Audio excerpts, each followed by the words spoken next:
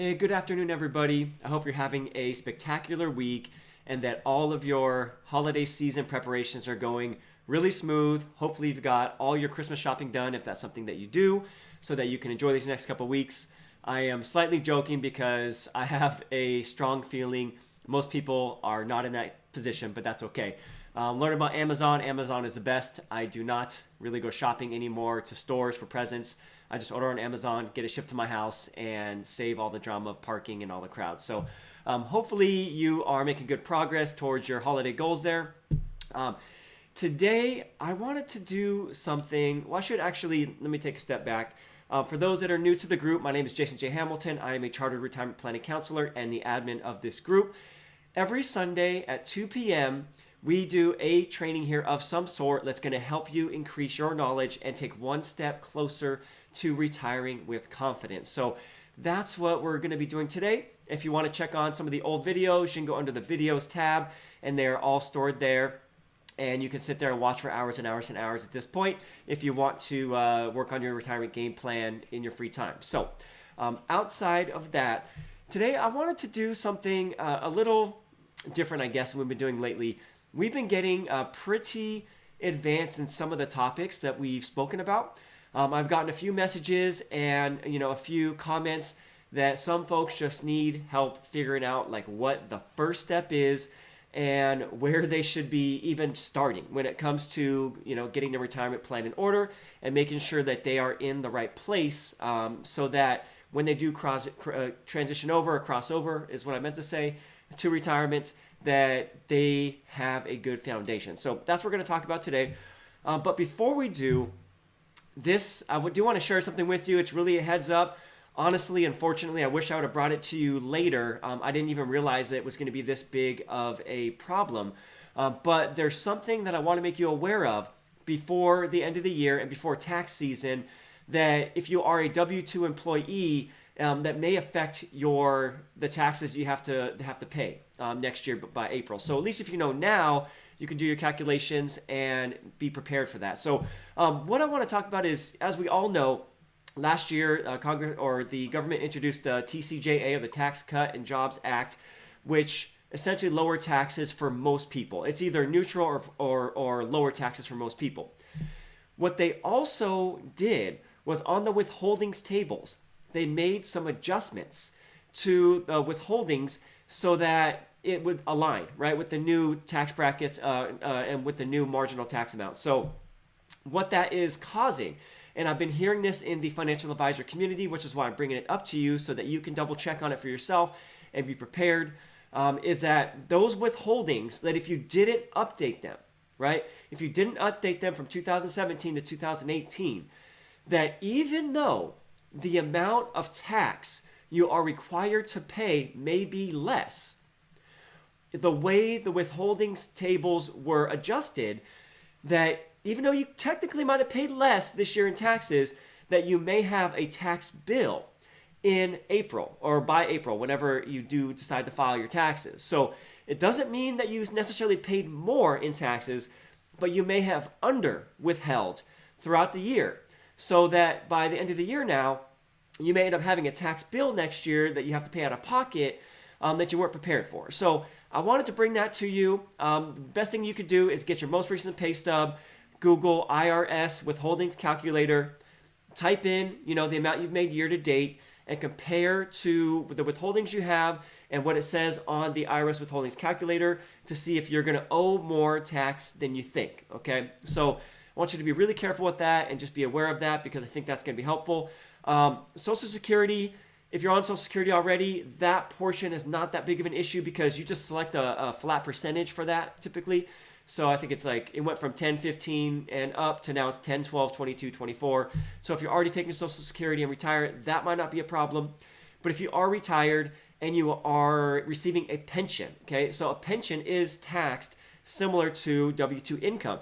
So you may want to double check that your withholdings are properly set for your pension if you are having something withheld from that pension payout. So if you didn't get it right this year, at least you're prepared now for April. You can be aware of that.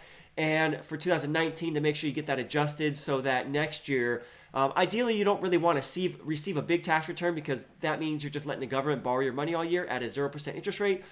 A little bit is nice, but in reality, you want to get your withholdings adjusted to where you're receiving pretty much all the income throughout the year so that you can do what's best for yourself when it comes to placing that income in the right places, okay? Whether that's paying off some old debt, whether that's putting some extra money in your Roth IRA, whether it's just putting in your savings or rainy day fund, so that you have a little cash set aside for retirement.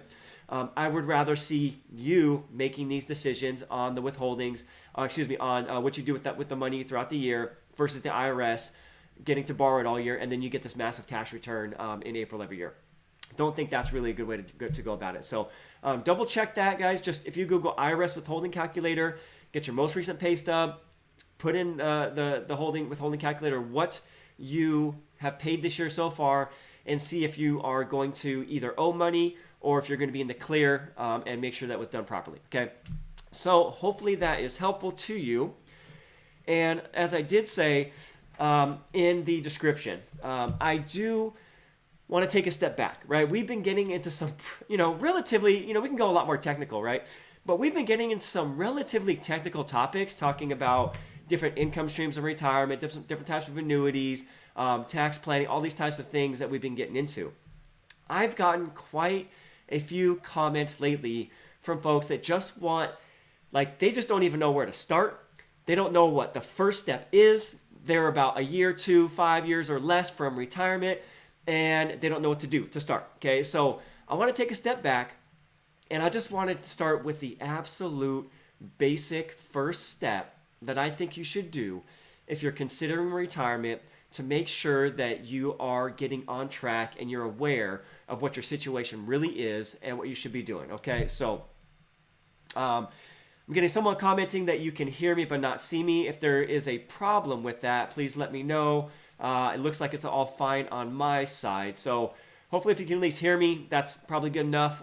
There's no slides today, guys, because honestly, I want this to be really, really simple. But the first thing that you should do, in my opinion, right? There's always 100 different things you can do when it comes to retirement planning. But if you're thinking about making the transition over, I think the first thing you need to do is get a realistic estimation, or as close as you possibly can, to the amount of expenses that you're going to have when you leave work, okay? It is a very big transition from going to getting a paycheck. And some of you have very big paychecks that you're getting those every 2 weeks, consistently like clockwork for 15, 20, 30, 40 years. And now you're going to the whole other side, where you may get something like a paycheck if you have Social Security or pension, but the majority of folks are going to have to cover some of their income or some of their income needs from their savings and investment accounts, okay? So the first thing is to sit down, and I actually want you to do, we're going to do two things we're going to compare, okay? If you're not using some sort of expense management tool like mint.com, or any of these other online type accounts that will help you track your expenses, there's another really good one called You Need a Budget. That one, it costs a little bit of money per year. I think it's like $30 per year, but it's a very powerful tool if you really are into budgeting. But I think something like Mint, or just something very simple like that, that you can pull up all your expenses, or even from your bank. I know Bank of America has a great tool that is used for budgeting inside of their bank accounts. But hook up your account to something like that to see what's going on, to track your expenses, and let the system kind of do its thing there, okay? Then after you do that, sit down and write out all of your required expenses, okay? Write down, if you still have a house payment, what that's going to be. If you still have insurance payments for your car or whatever it may be, what that's going to be. Write out your car payment if you still have one. Write out everything that you have. And again, ideally, we're going into retirement debt-free, right? That's the ideal situation, but we all know not everybody's in that situation, so I want to cover that, okay? Then write out all of the main expenses you're going to have. Maybe you have some prescriptions that you need to pay for that are going to come out of your pocket. Maybe you have other, say it's a gym or other subscriptions that you may have.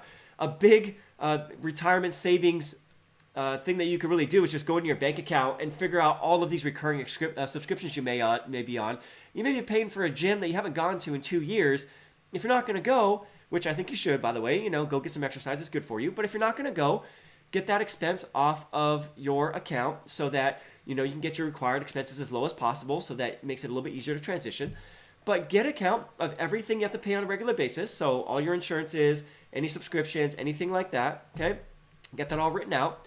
Then figure out what the amount you spend on average, what you think it is, okay, on food. So just going shopping, eating out, on gas, all these other basic expenses. And just get a simple yellow pad piece of paper out and start writing down all of these different things in your mind, okay? So we're going to do a comparison here, but in your mind, all the expenses that you think that you are going to be paying in retirement when you cross over. And once you get that done and you figure out what your bottom line expenses are before vacations, before anything else, okay? This is just living expenses. Then compare that to the online account, like if you use the mint.com or you need a budget, whatever it may be, compare that to what that system is saying. Because in all honesty, that system is just going to pull in the data from your accounts, and it's just numbers. It's just a computer. It's not going to lie to you. It's not going to deceive you and make you think you're spending less or more than you really are. It just is what it is. And look at what your average expenses have been, let's say over the last 90 days.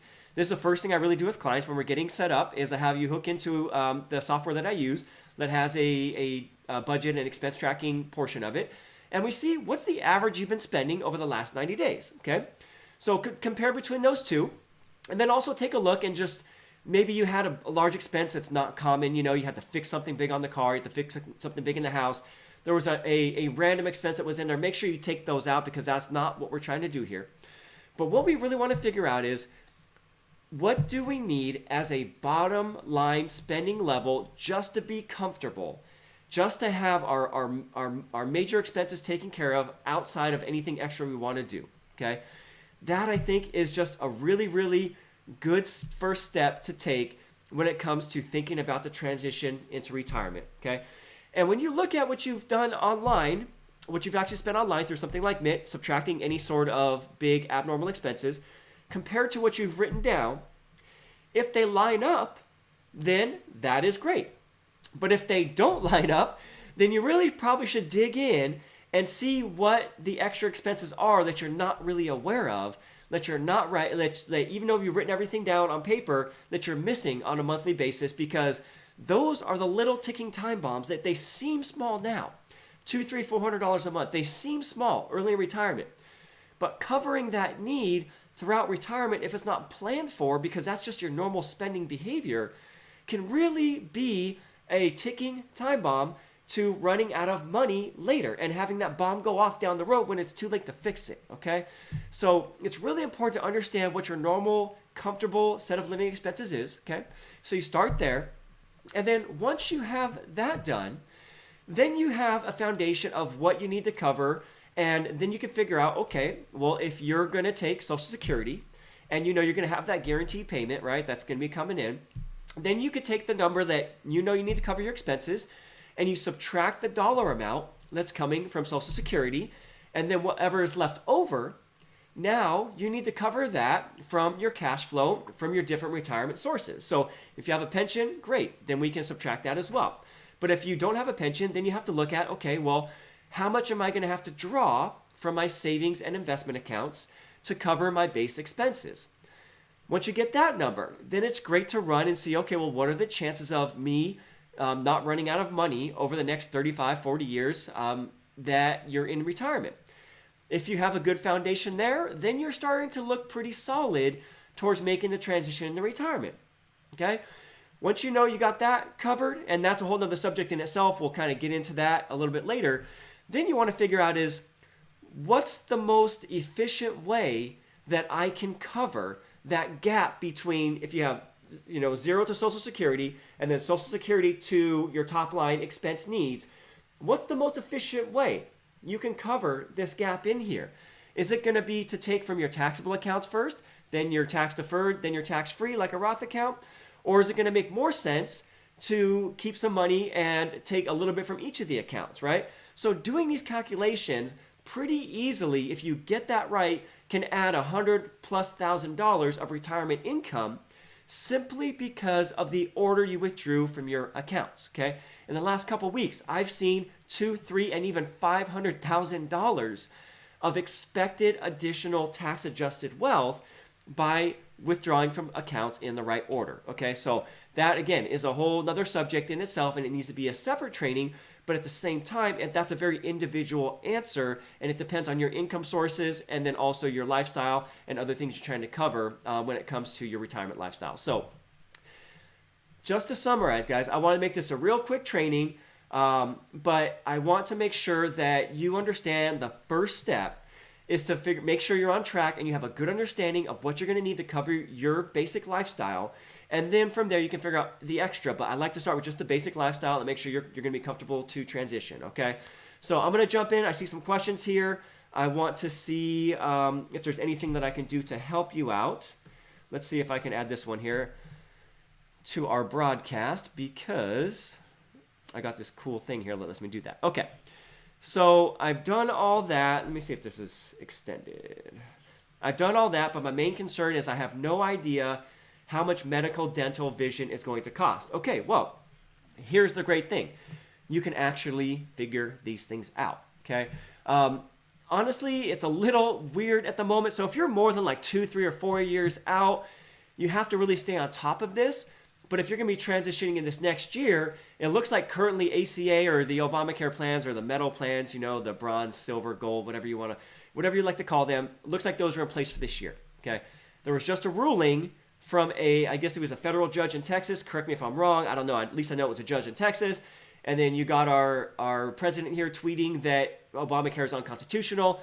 So it may see some changes, okay? So that's something you have to stay on top of. But if you're going to be transitioning in this next year, you can actually go to healthcare.gov, and they have calculators there to where you can put in, okay, how much income am I going to be taking? And where's that going to put me when it comes to possibly getting some sort of subsidy, okay? There's wonderful, wonderful subsidies if you're able to manipulate your income to keep it lower. Say, for example, if you're going to be retiring before 65 and before you qualify for Medicare, and you're looking to get one of the ACA plans. If you are a couple, a married couple, I think right now it is $64,000 per year of MAGI, modified adjusted gross income, and under. If you keep it under that amount, I actually have the paper somewhere. Let's see if I can find it here. Okay, yeah. So for two people, for 2019, if you are below $65,840, you are below what's called 400% of the federal poverty level, okay? So that's 400% of what the federal government considers the poverty level. If you're 400% or below, you will qualify for some sort of subsidy. The lower you are, the more subsidy you're going to qualify for. The higher you are, the less. And if you're over 65 because you have a big pension, well, then you should be planning to pay the full cost of health care.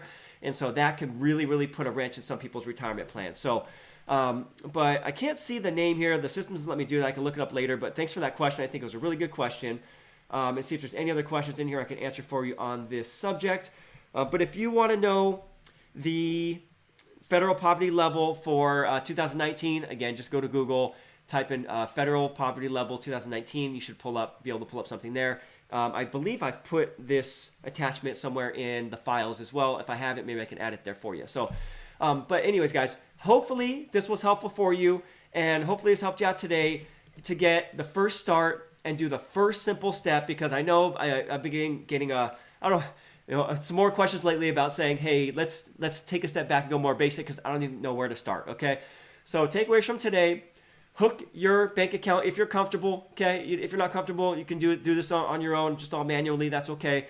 But if you have something through your bank account or something like mint.com, or you need a budget, and figure out what you're actually spending right now, and then figure out what your reality is and write everything down together and see if those match up, because sometimes we're not living in reality with what we think we need to live off of in retirement. Do that as your first step, and then from there, subtract if you're going to have any other income sources off the top, and then what you're going to need to cover from your savings and investment accounts, all right?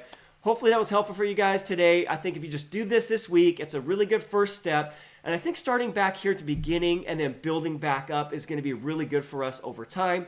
If you have any questions, you need any help with this, please let me know. I don't have my website up, but you can go to keepitsimplefinancial.com/talk.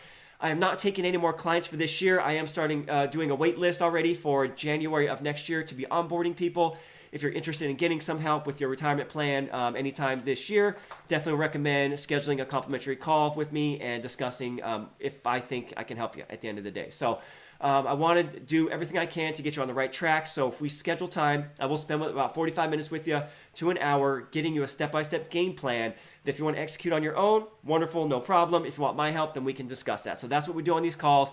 Very high value, and I try to really, really give you good info on what you should be thinking about before transitioning to retirement so you don't make any big mistakes or get smacked sideways by something you weren't planning for, okay? So healthcare I know is a big one. We're definitely going to talk about that some more in the future. If you guys need anything at all, reach out, leave a comment, send me a personal message, whatever you guys like. Under the group description, there's my contact information there, and you can get a hold of me, all right? Have a great day, folks. Have a great week. Make it a wonderful one, and do something productive to move yourself one step closer to a retirement confident this week, all right? See you guys soon. Bye-bye now.